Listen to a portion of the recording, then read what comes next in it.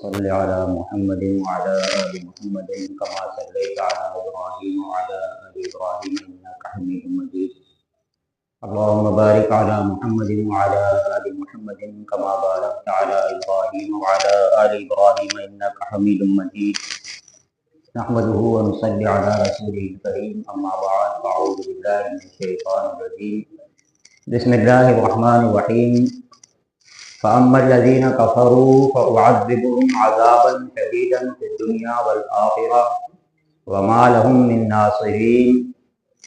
وأما الذين آمنوا وعملوا الصالحات فيوفيك أجورهم والله لا يحب الظالمين.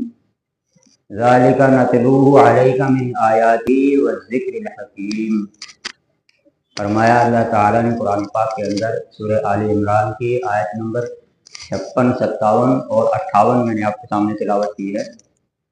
فرمایا جنہوں نے کفر کیا دنیا میں، اس سے پہلے جو ذکر کر رہا تھا وہ عیسیٰ علیہ السلام کا، وہ اللہ تعالیٰ نے فرمایا کہ ہم آپ کو اٹھا لیں گے دنیا سے، اور جو آپ کے ساتھ اختلاف کرنے والے ہیں ان سب کا حساب جو ہے ہمارے پاس ہو جائے گا. اس کے بعد یہ ترغیبی بیان اللہ تعالیٰ نے فرمایا کہ جنہوں نے کفر کیا فَأَمَّا الَّذِينَ كَفَرُوا فَأُعَذِّبُهُمْ عَذَابًا شَدِيدًا فِي الدُّنْيَا وَالْآخِرَةِ، ان کو عذاب دیا جائے گا سخت دنیا کے اندر بھی اور آخرت کے اندر بھی. فَأُعَذِّبُهُمْ عَذَابًا شَدِيدًا فِي الدُّنْيَا وَالْآخِرَةِ وَمَا لَهُم مِّن نَّاصِرِينَ، اور ان کی نصرت کرنے والا ان کا کوئی مددگار نہ ہوگا. وَمَا لَهُم مِّن نَّاصِرِينَ، اور جو ایمان لائے وَأَمَّا الَّذِينَ آمَنُوا وَعَمِلُوا الصَّالِحَاتِ فَيُوَفِّيكَ أُجُورَهُمْ، ان کا اجر کافی ان کو دے دیا جائے گا، پورا بدلہ، پورا اجر ان کو دے دیا جائے گا. فَيُوَفِّيكَ أُجُورَهُمْ وَاللَّهُ لا يحب الظالمین، اللہ تعالیٰ ظالموں سے محبت نہیں کرتا. ظلم جو ہے کیا ہے، سب سے بڑا ظلم کیا ہے، وہ اللہ تعالیٰ کے ساتھ کفر کرنا، اللہ کی ذات کا انکار، یا اللہ کے ساتھ اللہ کے حکموں کے ساتھ انکار، یا اللہ کے حکموں سے جو ہے اللہ کے حکموں سے بغاوت کرنا، یہ سب سے بڑا ظلم ہے. قرآن پاک کے اندر جہاں ظلم کے الفاظ آئے ہیں وہاں شرک اور کفر کے اس کے مفہوم زیادہ تر جو ہے وہ کیا ہے، وہ شرک سے یا کفر سے اس کو تعبیر دی گئی. اس کا مفہوم کیا ہے، شرک اور کفر. یعنی کہ اللہ تعالیٰ نے فرمایا کہ واللہ لا یحب الظالمین، اللہ تعالیٰ ظالموں کو پسند نہیں کرتا. اور جو یہ آیات تمہارے سامنے پڑھ کر اللہ تعالیٰ فرما رہے ہیں کہ جو تمہارے سامنے یہ آیات جو پڑھی جا رہی ہیں، جو قرآن پاک کی جو تمہیں پہنچائی جا رہی ہیں، یہ اللہ تعالیٰ کی نشانیاں ہیں، اللہ تعالیٰ کی آیات ہیں، اور اللہ تعالیٰ کی طرف سے تم کو نصیحت ہے. عربی زبان کے اندر جو الفاظ ہوتے ہیں ان میں کیا ہوتا ہے کہ ان میں ایک مادہ ہوتا ہے 3 لفظ کا. جیسے یہ کفر کا لفظ ہے کفرا یکفرو، یعنی کہ اس کے ایک لفظ سے جو ہے وہ کئی معنی اس سے ملتے جلتے نکلتے ہیں. کفر کے معنی جو ہے، ہم یہ الفاظ جو ہمارے سامنے آتے رہتے ہیں ان کے ہمیں مکمل معنی کا علم ہونا ضروری ہے تاکہ ہم اس کو صحیح طریقے سے اس بات کو سمجھ پائیں ہمیں کہا کیا جا رہا ہے. کفر کے مراد جو ہے عام طور سے جو کفر کے معنی ہیں، جو کفرا جو لفظ ہے عربی کا جو مادہ ہے، اس کے معنی جو ہے وہ کسی چیز کے چھپا لینے کے ہیں، کوئی چیز چھپا لینا یا دبا لینا. تو اللہ تعالیٰ نے جو ہے انسان کو ایمان دے کر کے پیدا کیا ہے. جب بچہ پیدا ہوتا ہے تو وہ ایمان کے ساتھ پیدا ہوتا ہے، ایمان لے کر کے پیدا ہوتا ہے. اب اس کے اندر جو ایمان جو اللہ تعالیٰ نے اس کو دے کر کے پیدا کیا ہے، وہ جب بڑا ہوتا ہے یا اس کا جو ماحول ہوتا ہے وہ اس کو دبا دیتا ہے، اس ایمان کو دبا دیتا ہے. وہ اس کے اندر چھپا رہتا ہے، اس کو وہ چھپا لیتا ہے اپنے اندر، حالانکہ وہ دل میں مان رہا ہوتا ہے کہ کوئی تیرا رب ہے.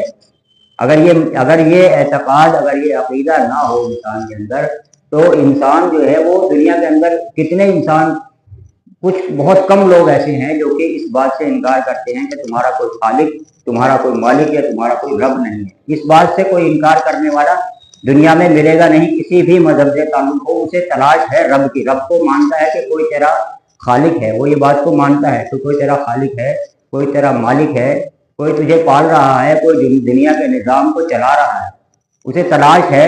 صرف فرق کتنا پڑتا ہے کہ وہ ایسے کھو گیا ہے وہ ایک تو اسے ماحول نے وہ جو ایمان لے کر کے پیدا ہوا ہے، اللہ تعالیٰ نے جو ایمان اس کو دیا تھا، اللہ تعالیٰ نے عالم ارواح کے اندر اس کو ایمان انسان کو دیا تھا، جب فرمایا الست بربکم، کیا میں تمہارا رب ہوں، تو اللہ نے ایمان اس کو دے دیا اس وقت، اس کی روح کے اندر ایمان اس کے اندر آ گیا، رب کی پہچان اس نے کر لی، اور اس کے اندر جو ہے اس کے اندر پیوست ہو گیا کہ تیرا کوئی رب ہے۔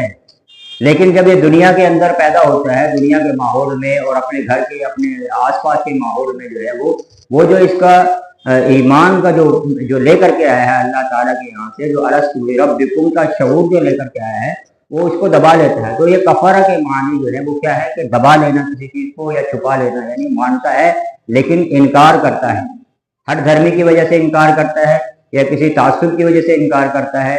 جتنے بھی کفر کرنے والے ہوئے ہیں، اب ابلیس جو ہے اس نے کفر کیا ہے، حالانکہ وہ اللہ تعالیٰ سے انکار تو نہیں ہے، اللہ تعالیٰ کو مانتا ہے، اس نے تو سب کچھ دیکھا اپنی آنکھوں سے، اس کے سامنے تھا، لیکن انکار کیا، مان رہا ہے لیکن اس نے اس چیز کو دبا لیا۔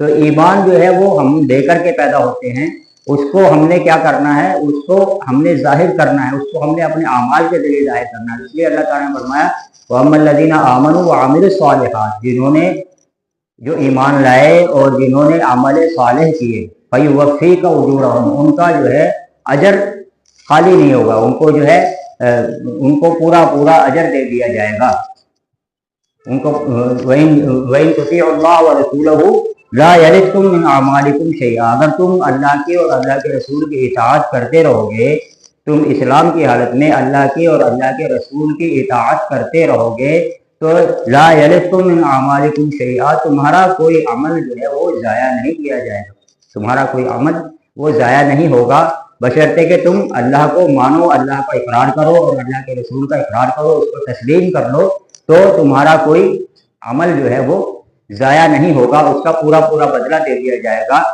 وَأَمَّا الَّذِينَ آمَنُوا وَعَمِلُوا الصَّالِحَاتِ فَيُوَفِّيكَ أُجُورَهُم، تمہارا پورا کا پورا اجر جو ہے تمہارے لیے کافی ہو جائے گا۔ اللہ تعالیٰ نے فرمایا سورہ کوثر کے اندر وَالْعَصْرِ إِنَّ الْإِنسَانَ لَفِي خُسْرٍ، کہ انسان جو ہے وہ بہت خسارے میں۔ اللہ تعالیٰ نے جو ہے قسم کھا کر کے فرمایا والعصر، زمانے کی قسم کھا کر کے فرمایا، کیونکہ اس کو ایک زمانہ دیا گیا ہے۔ اللہ تعالیٰ نے جہاں پر قرآن پاک کے اندر جہاں قسم کھائی گئی ہے، اللہ تعالیٰ نے جہاں قسم کھائی ہے، حالانکہ یہ قسمیں جو ہے وہ اللہ تعالیٰ کے لیے جائز ہے، ہمارے لیے نہیں، ہم صرف اللہ کی قسم کھا سکتے ہیں۔ قرآن پاک کے اندر جہاں اللہ تعالیٰ نے کوئی بات قسم کھا کر کے فرمائی ہے تو اس معاملے کے ساتھ مشابہت ہوتی ہے۔ اللہ تعالیٰ نے یہاں زمانے کی قسم کھائی ہے، انسان کو ایک مدت دے کر کے بھیجا ہے، زمانہ دے کر کے اس کو دنیا کے اندر بھیجا ہے۔ اس زمانے کے اندر اس نے اپنے آپ کو مومن ثابت کرنا ہے یا کیا ثابت کر کے جاتا ہے، یہ دیکھنا ہے۔ الذی خلق الموت والحیات لیبلوکم ایکم احسن عملا، ہم نے بس تمہیں زندگی اور حیات کس لیے دی ہے تاکہ ہم یہ دیکھ لیں کہ تم میں سے کون بہتر عمل کرتا ہے۔ تو انسان خسارے میں کیوں ہے؟ خسارے میں اس لیے ہے کہ انسان کو اللہ تعالیٰ نے جو بنایا ہے، اس کا جو وجود بنایا ہے، جو اس کا یہ ایک حیوانی وجود ہے، ایک حیوان جیسے ایک جانور ہے، کوئی بھی جانور ہے دنیا کے اندر، ہمارے کچھ صفات ہماری جو ہے وہ ایسی ہیں جو جانور کی صفات ہیں۔ مثلاً کھانا کھاتے ہیں، ہم اپنا پیٹ بھرتے ہیں، جانور بھی اپنا پیٹ بھرتے ہیں، ہم سے زیادہ کھاتے ہیں، بہت زیادہ بھی کھانے والے جانور ہیں، بڑے وجود والے جانور بھی ہیں۔ تو یہ جانور کی صفت ہے، کھانا کھانا کوئی بڑی بات نہیں، جانور کی صفت ہے۔ کھانا کھا لیا، اس کو خارج کر دیا، لیٹرین پیخانہ پیشاب کر دیا، بچے پیدا کر لیے، جانور کی صفات ہیں۔ سو لیے، اٹھ لیے، یہ سب تمام صفات جو ہے ہمارے اندر کیا ہے، یہ سب جانور کی صفات ہے۔ ایک ہمارا جو ہے یہ حیوانی وجود ہے، اور ایک ہمارا جو ہے وہ روحانی وجود ہے، جو اللہ تعالیٰ نے روح کے ذریعے ہمارے اندر پھونکا ہے۔ اللہ تعالیٰ نے فرمایا کہ جب میں اس کے اندر اپنی روح پھونک دوں فَإِذَا سَوَّيْتُهُ وَنَفَخْتُ فِيهِ مِن رُّوحِي وَقَعُوا لَهُ سَاجِدِينَ، جب میں اس کے اندر اپنی روح پھونک دوں اور اس کو درست کر دوں، بالکل اس کو صحیح سلامت کر دوں، تو تم اس کے سامنے وَقَعُوا لَهُ سَاجِدِينَ، تم سب کے سب فرشتوں سے اللہ تعالیٰ نے فرمایا کہ تم سب کے سب اس کے سامنے سجدے میں گر جانا۔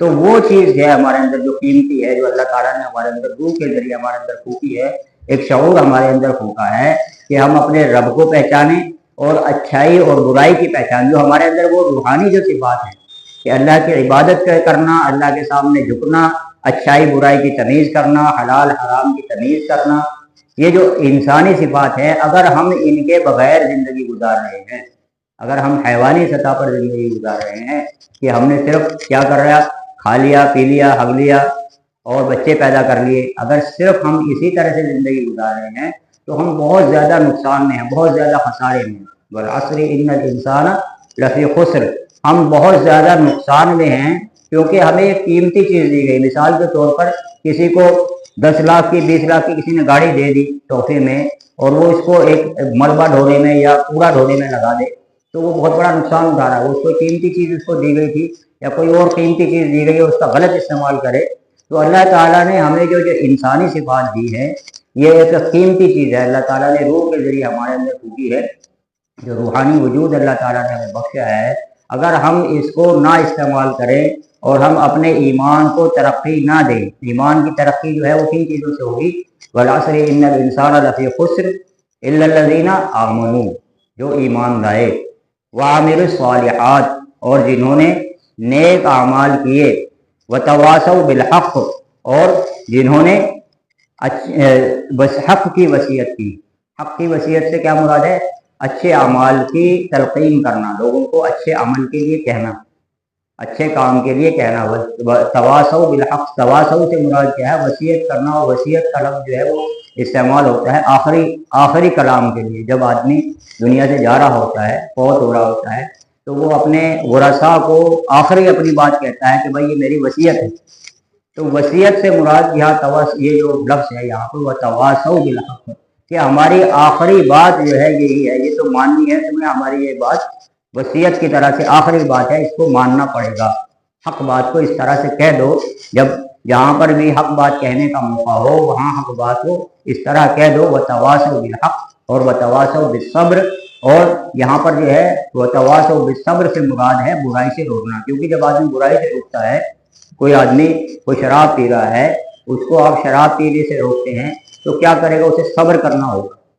व तवासौ बिस सब्र, सब्र की वसीयत कर दो, सब्र की तलक़ीन कर दो, सब्र की तलक़ीन, सब्र की। तो ये 4 काम अल्लाह ताला ने बताए हैं, जो इन 4 कामों को करके ज़िंदगी गुजार के चला गया। एक तो ईमान ले आया अल्लाह पर, अल्लाह के रसूल पर, अल्लाह की किताब पर और अल्लाह के फरिश्तों पर, आखिरत के दिन पर अपना ईमान उसने मुकम्मल कर लिया, यकीन अपना मुकम्मल कर लिया। ईमान के माने हैं किसी चीज़ को हमने कोई मोतबर ज़रिए से कोई ख़बर सुन करके उस पर यकीन कर लेना।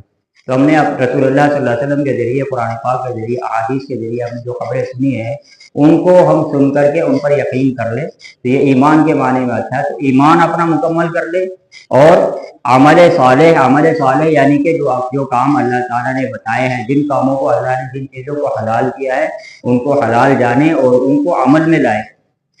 हमारी अकल से जो चीज़ गलत और सही साबित होती है उसको हम गलत सही, हमारा गलत और सही का पैमाना जो है वो कुरान पाक है। बहुत से लोग अकल से कह देते हैं ना कि ये चीज़ तो गलत लगती है, तुम ये काम करते हो ये गलत है, अकल को गलत लग रहा है। अकल का पैमाना हमारा नहीं है, हमारा पैमाना जो है वो कुरान हदीस का है, कुरान सुन्नत का, हुज़ूर पाक सल्लल्लाहु अलैहि वसल्लम की सुन्नत हमारा पैमाना है सही और गलत होने का। तो अमल सालेह कर ले, यानी कि उन अमाल को जो हुज़ूर पाक सल्लल्लाहु अलैहि वसल्लम ने हमें बताए हैं, जो करके बताए हैं, जो हदीस के ज़रिए हम तक पहुँचे हैं, कुरान पाक के ज़रिए, उन पर अमल कर ले।